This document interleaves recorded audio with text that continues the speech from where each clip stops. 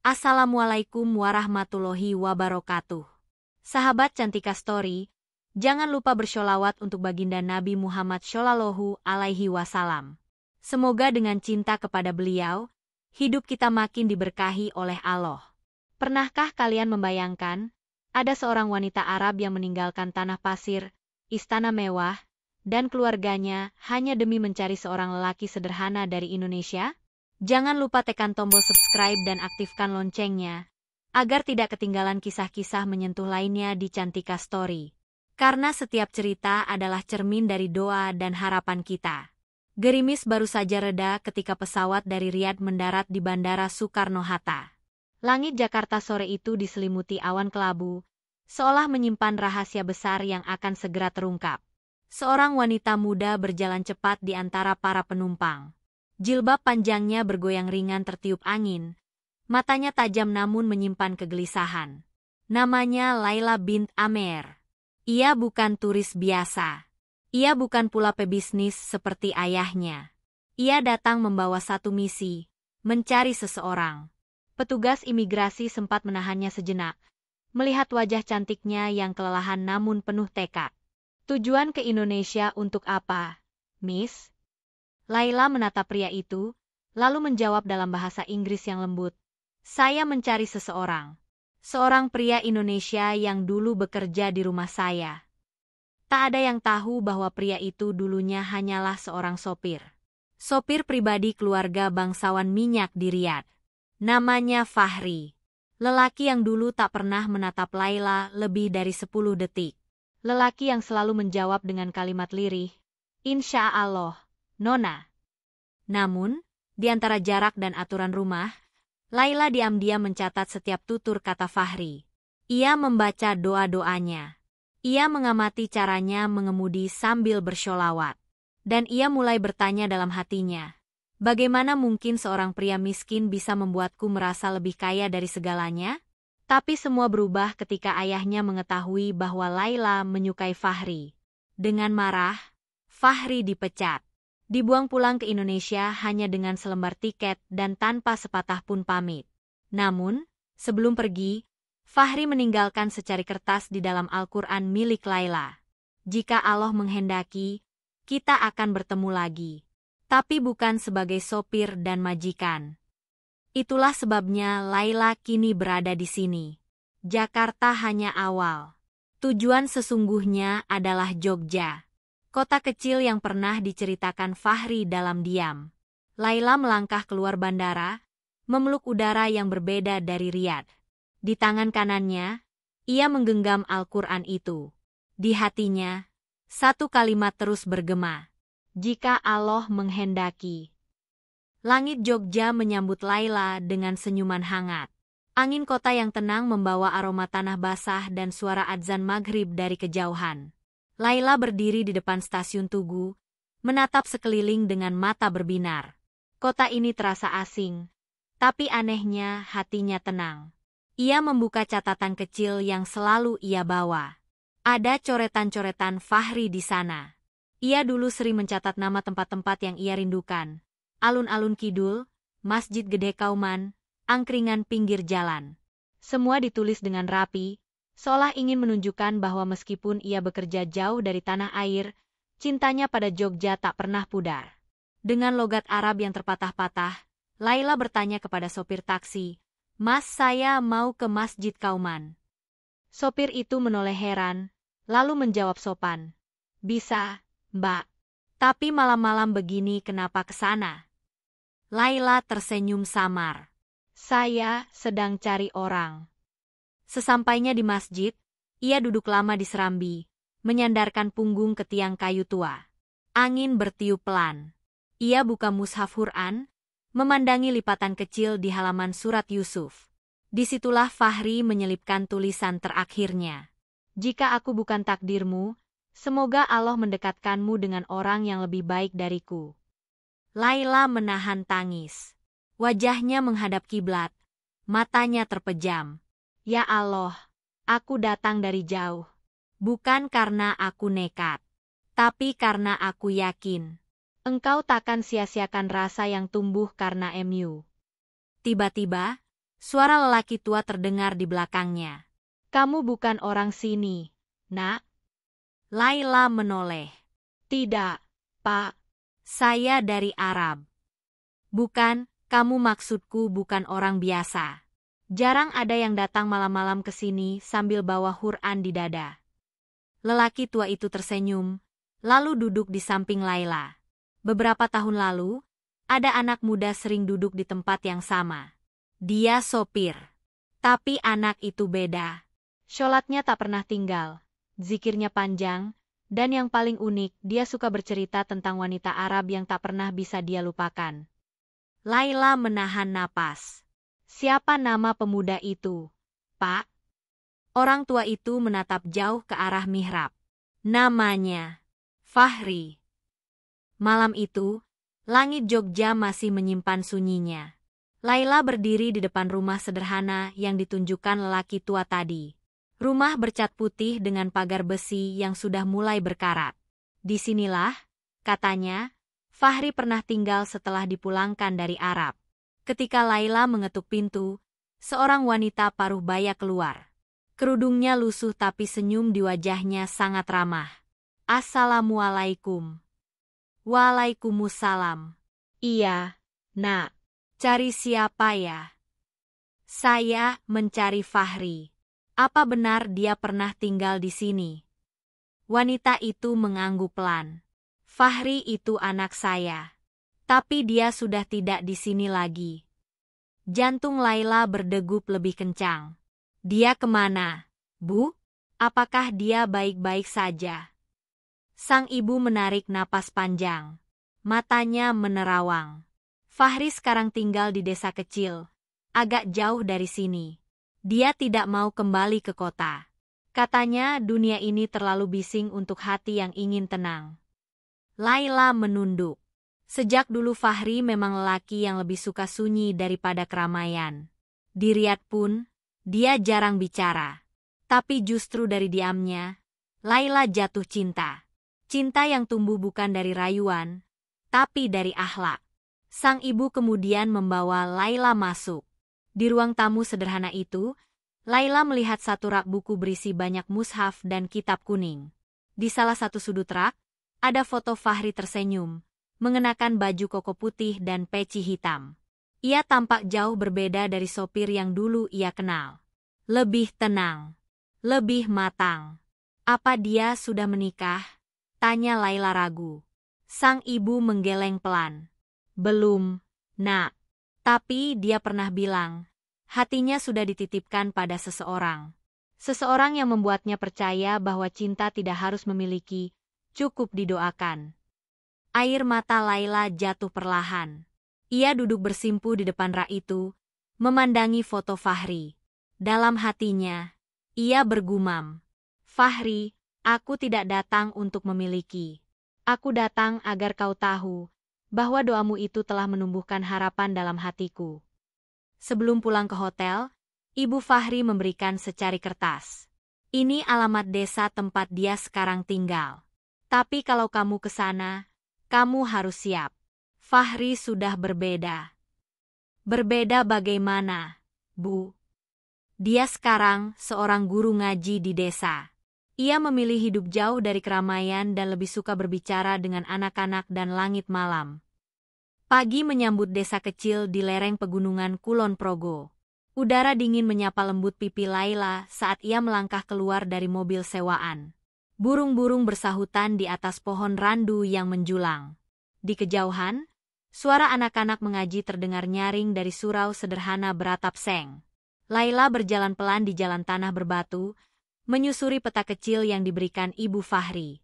Di tangan kirinya, ia menggenggam erat sebotol air zam-zam dan sebungkus kurma ajwa, hadiah dari tanah suci untuk lelaki yang pernah setia menggiring langkahnya di Riyadh. Dan disitulah dia melihatnya.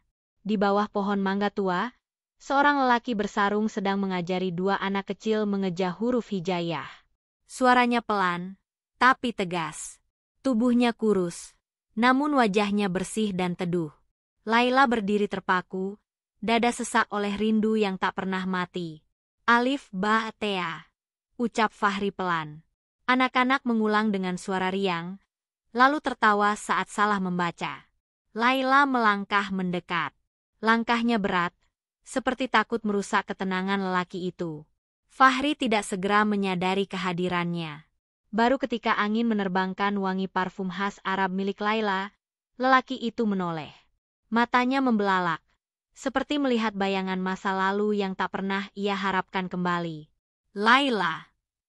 Laila tersenyum, menahan air mata. Assalamualaikum, Fahri. Waalaikumsalam. Apa yang kamu lakukan di sini? Laila tidak langsung menjawab. Ia duduk di bangku kayu di sampingnya, menatap anak-anak yang masih tertawa dan bermain. Aku datang bukan karena ingin mengganggu. Aku hanya ingin tahu, apakah doamu dulu masih hidup? Fahri menunduk. Tangannya gemetar. Doa itu tidak pernah mati, Laila. Tapi aku belajar bahwa mencintaimu cukup dengan menjaga nama baikmu dalam sujud-sujud malamku. Hening. Hanya suara angin dan desir dedaunan yang menemani mereka. Laila mengeluarkan botol zam-zam. Aku membawa ini dari tanah kelahiranku. Bukan sebagai simbol masa lalu, tapi tanda bahwa aku masih percaya cinta yang karena Allah akan menemukan jalannya, bahkan dalam sepi. Fahri menatap Laila lama.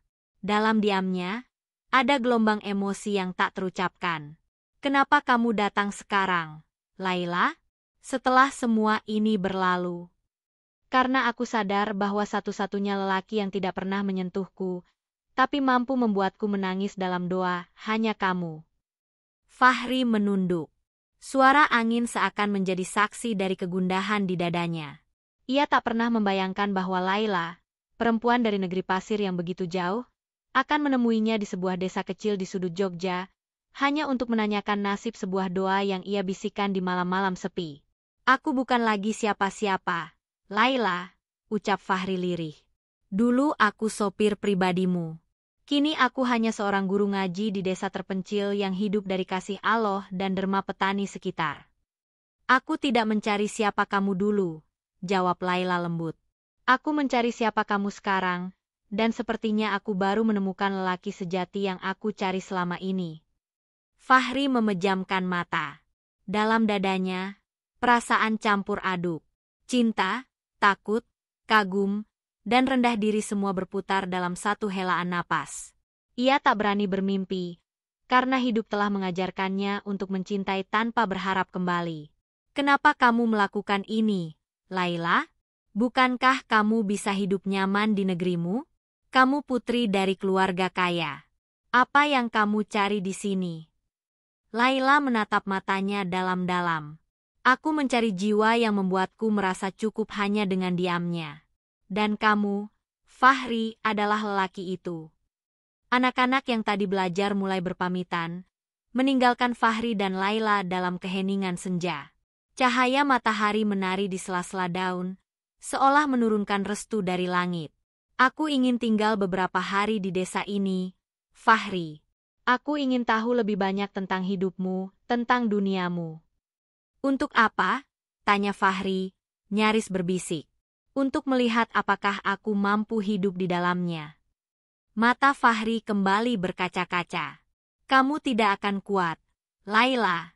Rumahku hanya bilik bambu. Air harus ditimba dari sumur.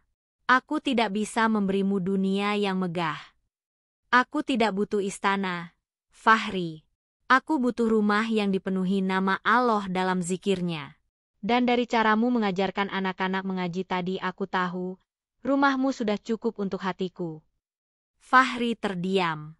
Untuk pertama kalinya sejak Laila datang, ia tak lagi merasa berdosa atas cinta yang ia simpan. Cinta itu kini berdiri di hadapannya. Bukan sebagai ujian, tapi sebagai jawaban. Hujan turun pelan di sore keempat Laila tinggal di desa itu. Suasana tenang, hanya terdengar suara rintik air menari di atas genting dan daun pisang. Laila duduk di serambi rumah bambu Fahri, mengenakan mukena putih, menatap langit yang mendung. Di sampingnya, secangkir teh jahe mengepul hangat. Fahri baru saja selesai mengimami sholat asyar berjamaah di surau kecil.